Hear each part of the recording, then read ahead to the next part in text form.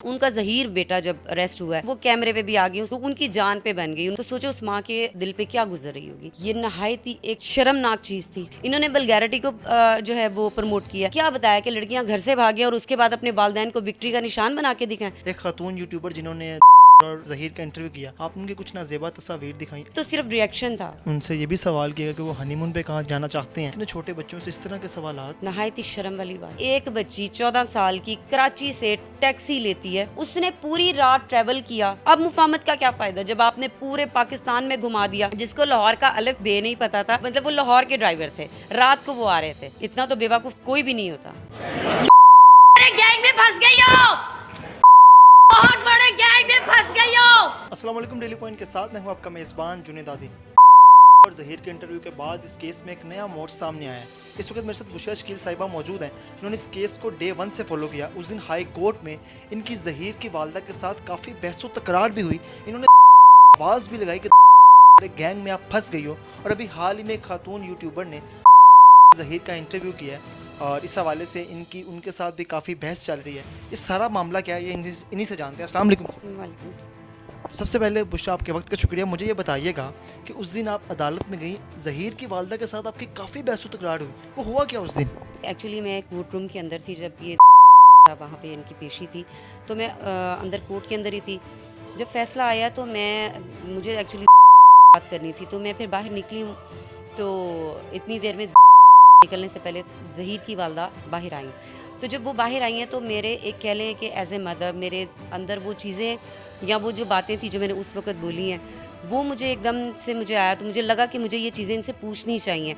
तो वो समझ लें कि एक माँ के जज्बात थे या हमारी पूरी कौम की जो माएँ हैं जिनके दिलों में वो बात थी, तो वो मुझे पूछनी चाहिए। तो वो एक सडनली वो सारी चीज़ हुई थी। वो उसमें कुछ ऐसा नहीं था कि मुझे पहले से कुछ था कि ज़हीर की वालदा है तो मुझे, तो वो एक कॉमन सी बातें थी कि जब उनका ज़हीर बेटा जब अरेस्ट हुआ है तो उस वक़्त उन्होंने वो कैमरे पे भी आ गई। उससे 2 महीने पहले उनको नहीं पता था कि मुझे मीडिया फेस करना है या मैंने किसी को जाके बात करनी है। लेकिन जब उनका बेटा अरेस्ट हुआ है तो उनकी जान पे बन गई। उनको बहुत तकलीफ़ हुई कि मेरे बेटे को पकड़ लिया, और वो मीडिया पे आके कह रही हैं कि मेरे बेटे को माफ़ कर दो, उसको छोड़ दो, उसका कसूर कोई नहीं।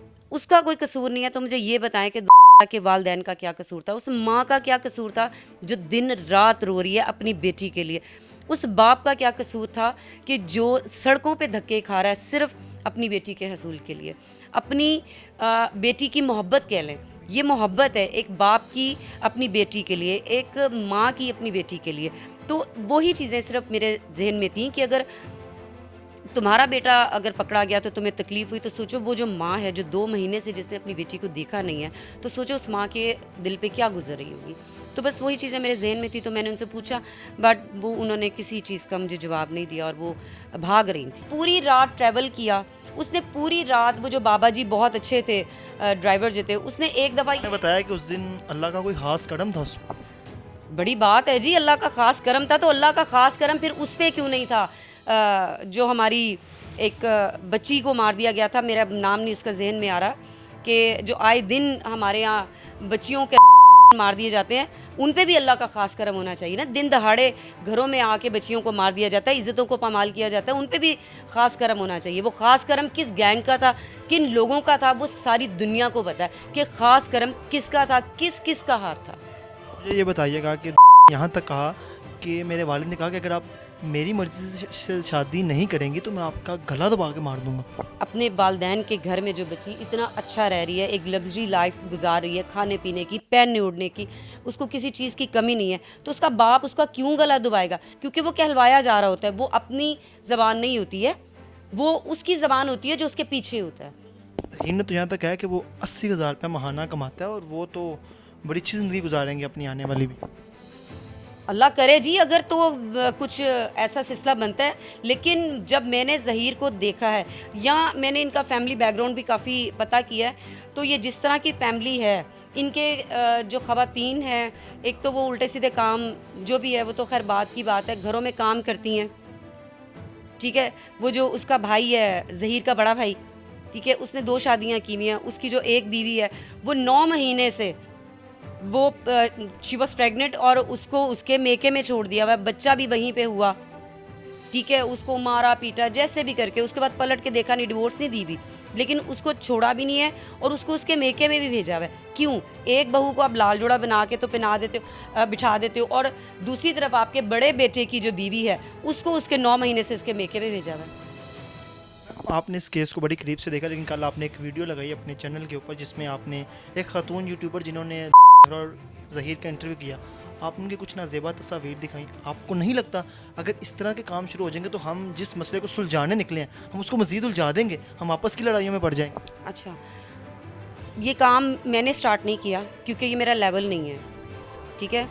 बात सिर्फ इतनी है कि जब आप किसी को बैठ के अपने चैनल पे इतना क्रिटिसाइज़ करोगे, जब आप किसी को यहाँ तक कर देंगे ना तो रिएक्शन आएगा। आप कभी किसी की बुराई कर रहे हो, कभी किसी की बुराई कर रहे हो, कभी कुछ कह रहे हो, मुझे आप कह रहे हो, तो फिर जाहिर बात है ये तो सिर्फ रिएक्शन था। वो तो अक्सर कहती हैं कि ये आप रेटिंग के लिए सारा कुछ करती हैं। मुझे अल्हम्दुलिल्लाह रेटिंग की ज़रूरत नहीं, अल्लाह ने मुझे बड़ी इज़्ज़त दी है। इस केस के अंदर जो भी मामला सामने आए और अभी जो उनका इंटरव्यू भी हुआ जिसके बाद बहुत से सवालात उठे, उसके वालिद ने कहा कि मुझे लगता था ये इंटरव्यू सामने आएगा, ऐसा कैसे पॉसिबल है? तो ये पता था ना, ये पता था कि ये होना ही होना है, और अब जो ज़ुबान बोली जाएगी वो उन लोगों की बोली जाएगी जो उनके पीछे हैं, ठीक है। ऐसे इंटरव्यू का क्या फ़ायदा, ठीक है, कि आप इतना इंटरव्यू करके भी आपने कहा कि मैंने बहुत बड़ा तीर मार लिया जी, मैंने का इंटरव्यू कर लिया, मैंने ज़हीर का, और मैं पहली यूट्यूबर हूँ कि जी मैंने जिसके चैनल पे मैंने आपसे वादा किया था जी कि जो वो मेरे चैनल पे ही इंटरव्यू देगी। तो उस इंटरव्यू का फ़ायदा क्या कि आपको इंटरव्यू करने के बाद भी गालियाँ पड़ रही। उन्होंने तो कहा कि मैं शुरू से ही राब्ते में थी इनके साथ, मुझे बताते रहे। आप ये देखें ना कि इनकी पहली स्टेटमेंट देखें कि ये पहले कहते रहे कि जी हमारे तो सोर्सेज हैं, हमें वहाँ से पता चलता है किधर है, क्या कर रही है, क्या नहीं कर रही। अब ये स्टेटमेंट दे रहे हैं कि डे 1 से जो है हमारे साथ राब्ते में थी, डायरेक्ट हमें वीडियोज़ भेज रही थी। तो फिर एक और सवाल है कि ज़हरा, आप सब लोग जो हैं जो मेहदी साहब की साइड पर हैं वो कहते हैं कि 14 साल की है, जबकि मुँह से कहते 17 साल की। अभी जो टेस्ट हुआ अदालत के बाद तो उसमें भी उनकी हड्डियों की उम्र 17 साल आई है, इसकी क्या वजह है? आपका नैरेटिव तो आपको लगता नहीं कि इसकी वजह से थोड़ा सा उसको नुकसान हुआ? नुकसान देखे हमें नहीं हुआ, नुकसान उन लोगों का हुआ है जहाँ से ये फैसले आए हैं। हमारा क्या नुकसान है? उंगलियां हम पे नहीं उठी हैं, उंगलियां उन लोगों पे उठी हैं जिन्होंने ये सारी चीज़ें की हैं, ठीक है ना। अब आप मेडिकल की बात कर रहे हैं कि मेडिकल जिन्होंने ये मेडिकल करवाया वो मुअत्तल क्यों हुए? फिर अगर मेडिकल ठीक था तो फिर वो लोग मुअत्तल क्यों हुए जिन्होंने का मेडिकल करवाया? यहाँ पे मैं एक चीज़ और कोट करना चाहूँगी कि के मेडिकल के ऊपर फैसला आ जाता है। यहाँ पे एक यूट्यूबर ने अपनी उम्र का बताने के लिए अपना मतलब उनकी उम्र का लोग कह रहे थे कि ये इतने साल की है तो इतने साल की, उन्होंने वो थोड़ी शायद एज कॉन्शियस है तो इस वजह से उन्होंने फटाफट से वो फेसबुक के ऊपर अपना आईडी कार्ड डाल दिया। तो अब आवाम ये नहीं कहेगी हम तुम्हारा आईडी कार्ड नहीं मानते जी, अपना मेडिकल लाओ, अपने मेडिकल से बताओ तुम्हारी एज क्या है। तो ये भी सारी चीज़ें देखें। तो बाकी रही मेडिकल की बात, हम इदारों की इज़्ज़त करते हैं, ठीक है, हमारे लिए काबिल एहतराम है, लेकिन जो फैसले आए हैं वो सबको पता है। और उस इंटरव्यू में उनसे ये भी सवाल किया कि वो हनीमून पे कहाँ जाना चाहते हैं, और उनकी कहानी तो सस्सी पुन्नू जैसी है, हीर रांझा जैसी है।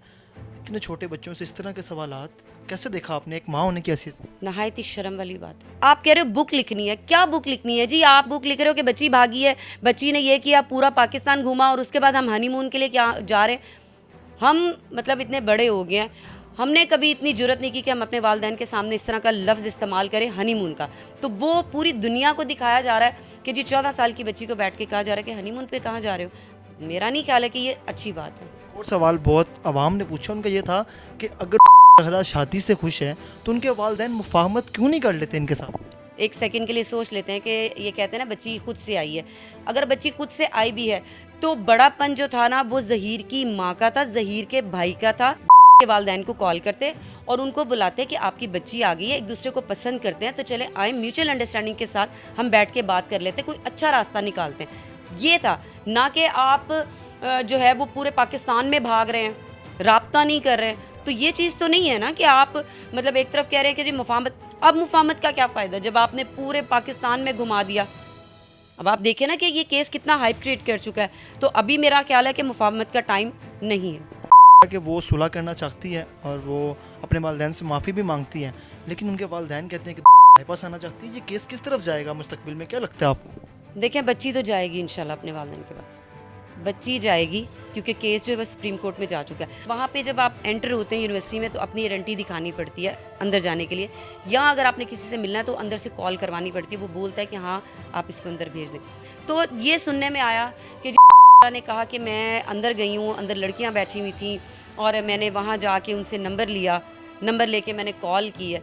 तो पहली बात कि जिस दिन ये पहुँची है बकौल मतलब ये इनके, तो उस दिन संडे था, संडे ऑफ होता है, कौन सी यूनिवर्सिटी संडे को खुली होती है। बाबा जी का फ़ोन इस्तेमाल नहीं किया गया, वो जो इतने अच्छे ड्राइवर थे जिन्होंने इतना कोऑपरेट किया, उनसे इन्होंने कॉल नहीं करवाई है। जब यूनिवर्सिटी पहुंची हैं, जिसको लाहौर का अलिफ बे नहीं पता था, कराची से जो बंदा एक आ रहा है उसको भी शायद लाहौर का अलिफ बे नहीं पता था, लेकिन उसको यूनिवर्सिटी का पता था। वो लाहौर के थे, वो इधर ही आ रहे थे। अच्छा अच्छा अच्छा, मतलब वो लाहौर के ड्राइवर थे, रात को वो आ रहे थे, ठीक है। तो मतलब वो इतने बाबा जी इनोसेंट थे कि उनको ये भी डाउट नहीं हुआ कि ये बच्ची अकेली आ रही है तो एक्सक्यूज़ मी, कि इसके अंदर कुछ ना कुछ मामलात हैं। इतना तो बेवकूफ़ कोई भी नहीं होता।